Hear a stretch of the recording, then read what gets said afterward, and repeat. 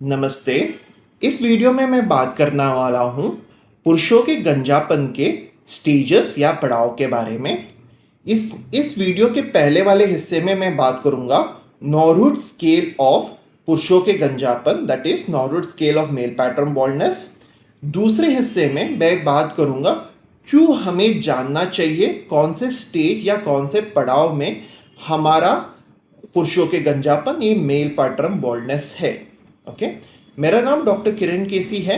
मैं त्वचा रोग विशेषज्ञ और हेयर ट्रांसप्लांटेशन सर्जन हूँ। मैं काम करता हूँ हल्द्वानी उत्तराखंड में। शुरू करते हैं। पहले वाले हिस्से में हम डिस्कस करते हैं Norwood scale of male pattern baldness. इसमें 7 स्टेजेस रहते हैं। ओके, पहले वाले स्टेज में सबसे कम गंजापन से फाइनल वाले स्टेज में 7वें वाले स्टेज में जिसमें पूरा गंजापन ओके रहता है। सो हम स्टार्ट करते स्टेज 1 में। स्टेज 1 में क्या होता है, जो आगे के बाल, जो फ्रंटल और एक टेम्पल एरिया के बाल जो रहते हैं ये रिसाइड हुए नहीं रहते हैं। स्टेज 1 में कोई भी रिसीशन नहीं रहता है, सिर्फ आगे के बाल पतले हुए रहते हैं। मतलब आपकी डेंसिटी या इंडिविजुअल हेयर स्ट्रैंड्स जो रहते हैं वो पतले हुए रहते हैं, कोई भी रिसेशन नहीं रहता है। ये स्टेज 1 रहता है। ओके, स्टेज 2 में क्या होता है, आपकी जो फ्रंटल एरिया है इसमें कोई रिसेशन नहीं है, लेकिन जो आपके टेम्पल वाले एरिया में थोड़ा सा रिसाइड हुआ रहता है। तो स्टेज 2 में सिर्फ टेम्पल एरिया में रिसेशन है, हल्का सा रिसेशन, मतलब थोड़ा सा पीछे चला गया है। वेरएज फ्रंटल एरिया में आपको कोई भी रिसेशन नहीं है। ओके, सिर्फ शायद थोड़ा सा बाल पतले हुए रहते हैं, लेकिन पीछे तो नहीं गए हुए रहते हैं।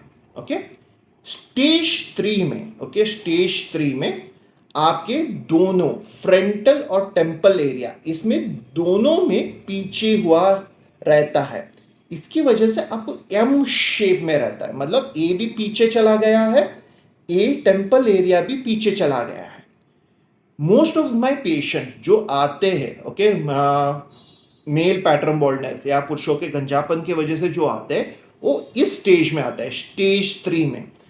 क्यों आते हैं, बिकॉज जब तक आपका स्टेज 2 रहता है स्टेज 1 में तो लोग most of the people notice ही नहीं करते हैं उनके हेयर फॉल का। उनका मेल पैटर्न बॉल्डनेस हो रहा है कि तो नोटिस ही नहीं करते हैं।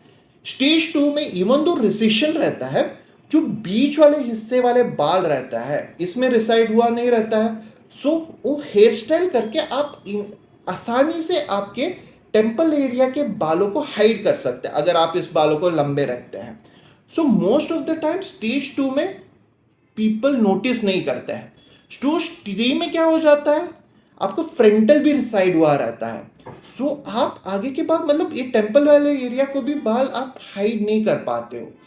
So most of the time जब आपको दिखने लगता है, लोगों को लगता है ना मुझे मेल पैटर्न बॉल्डनेस उम्र की वजह से गंजापन हो रहा है, वो स्टेज 3 में लगने लगता है।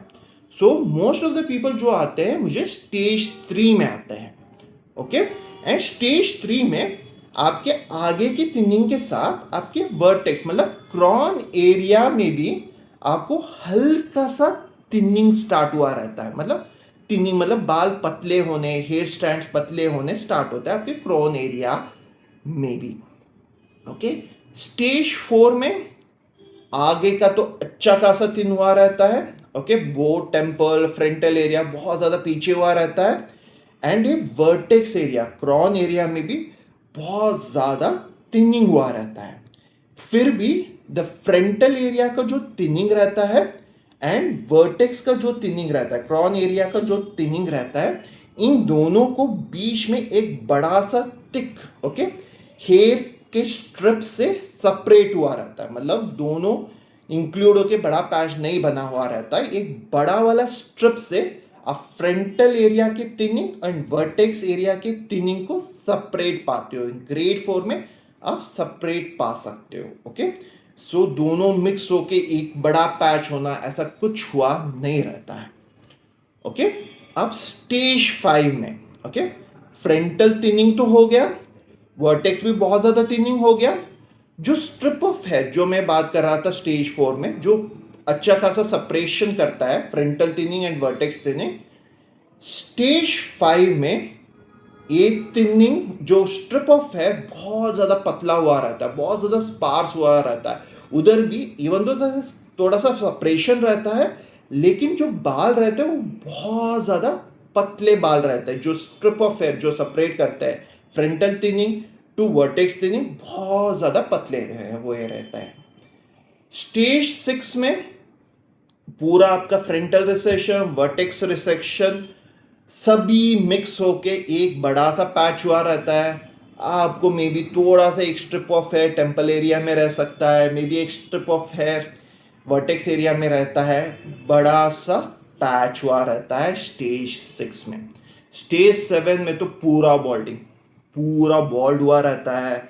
आपको सिर्फ जो ये वाले बाल रहते इतना ही, पूरा बॉल्ड। ओके, स्टेज 7 में।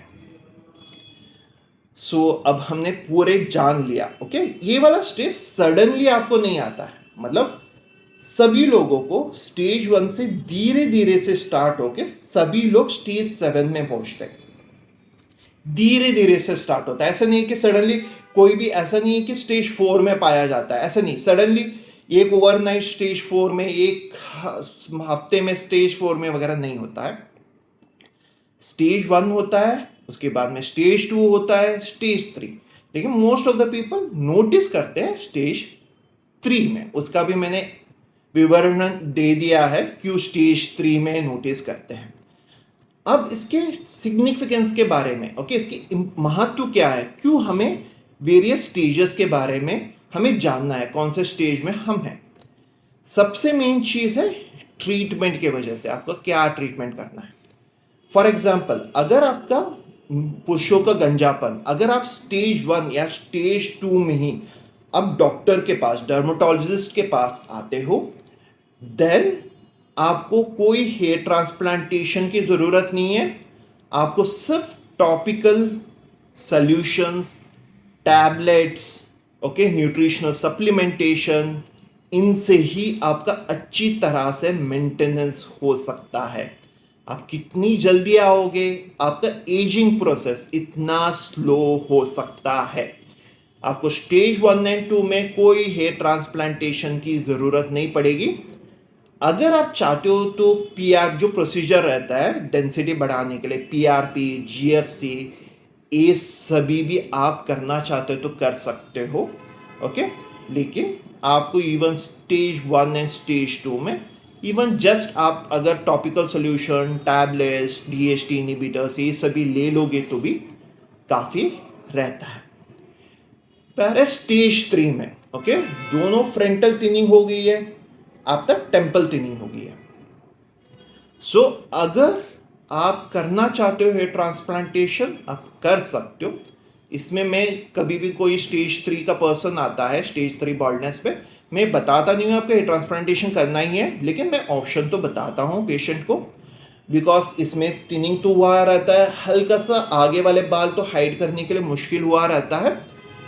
फिर भी थोड़ा सा ये वाला, थोड़ा सा ट्रीटमेंट से अगर ये डेंसिटी वगैरह बढ़ गया सेंट्रल वाला, सो सिंस वो एम शेप में रहता है, थोड़ा सा लंबे छोड़ के इस तरह से स्टेज 3 में इवन टेम्पल एरिया को थोड़ा सा हाइड भी कर पाते हैं। इवन तो फ्रंटल थिनिंग है, इतना ज़्यादा थिनिंग भी नहीं रहती है कि आप हाइड नहीं कर पाओगे, हाइड कर पाते हैं।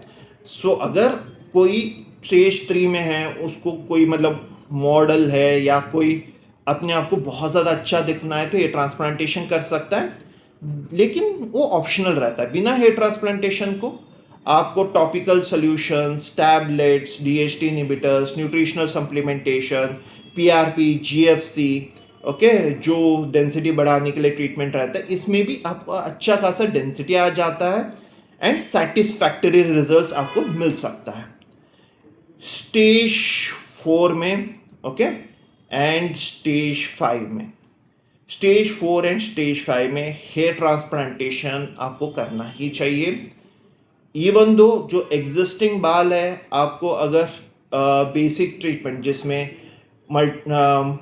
Supplementation, DHT inhibitor, solution, PRP, GFC, ये सभी करने के बावजूद डेंसिटी आ भी जाता है, तो मेरे हिसाब से सेटिस्फैक्टरी नहीं रहता है, बिकॉज अच्छा खासा फ्रंटल एंड टेम्पल थिनिंग हुआ रहता है, अच्छा खासा दिखता रहता है, best of the best results भी आ भी जाता है, आप ठीक तरह से हाइड नहीं कर पाओगे।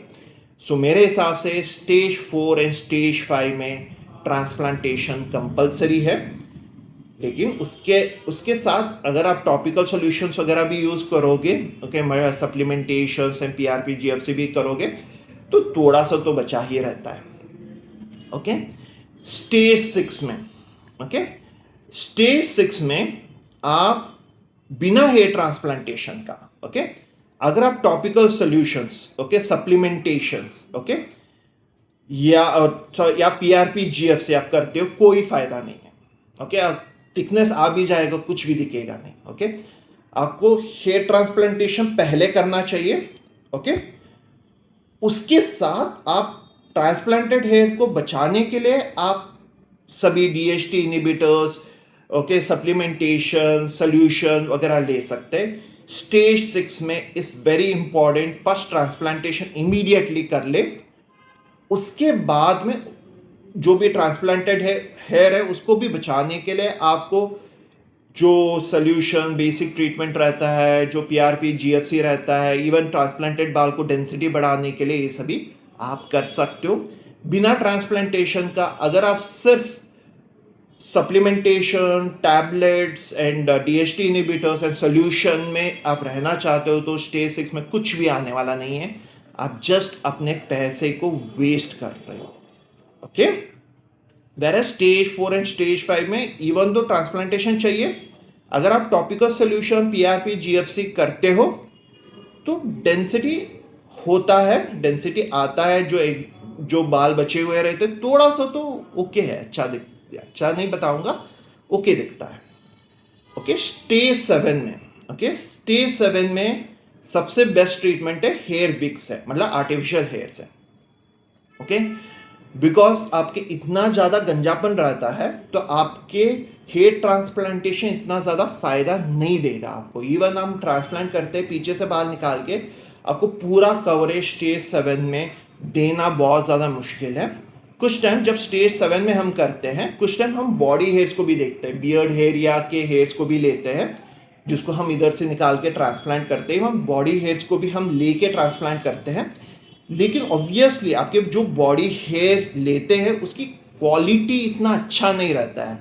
सो हम क्या करते हैं, जो पीछे से ऑसिपुट एरिया से जब पीछे से बाल निकालते हैं, ट्रांसप्लांटेशन हेयर फॉलिकल निकालते हैं, वो आगे क्यों लगा के बीच में स्टेज 7 में हम बॉडी में जो beard area, rest of the area में हम निकालते हैं, उस हेयर को लगाते हैं। लेकिन क्वालिटी में ऑब्वियसली फ़र्क पड़ता है, बिकॉज आपके बियर्ड एरिया, आपके चेस्ट वाले एरिया इतने लंबे नहीं होता है, क्वालिटी में फ़र्क पता चल जाता है, इतना अच्छा भी नहीं लगता है। सो स्टेज 7 में हेयर ट्रांसप्लांटेशन आप कर भी दोगे तो रिजल्ट्स अच्छे नहीं हैं। आप प्लीज़ आर्टिफिशियल हेयर विक्स के लिए चले जाएगा प्लीज़। मुझे पता है it's a cosmetic business hair transplantation. आप जाओगे मेट्रोपॉलिटन सिटीज़ में हेयर ट्रांसप्लांट, इवन स्टेज 7 में आपको सुपर रिजल्ट्स आते हैं बोल के कर देते हैं, लेकिन इतना अच्छा रिजल्ट नहीं आता है स्टेज 7। प्लीज़ आप स्टेज 7 के वो पूरा चला गया है, think of going for wigs, okay, artificial hairs. Okay, there is no point, आपको कोई पॉइंट नहीं है हेयर ट्रांसप्लांटेशन जाने के लिए। सो मैंने इसका महत्व भी मैंने समझा दिया। मैं समझता हूँ बहुत ज़्यादा डिटेल वाला वीडियो है। अगर इस तरह के इंफॉर्मेटिव वीडियोस, जानकारी भरी वीडियोस देखना चाहते हैं, प्लीज़ लाइक, शेयर और सब्सक्राइब कर लीजिएगा। अब लाइक, शेयर, सब्सक्राइब करते हो मुझे भी मोटिवेशन मिलता है नया वीडियो बनाने के लिए। Thank you. ओके, आप वेट कर लीजिएगा नेक्स्ट वीडियो के लिए। Okay, thank you.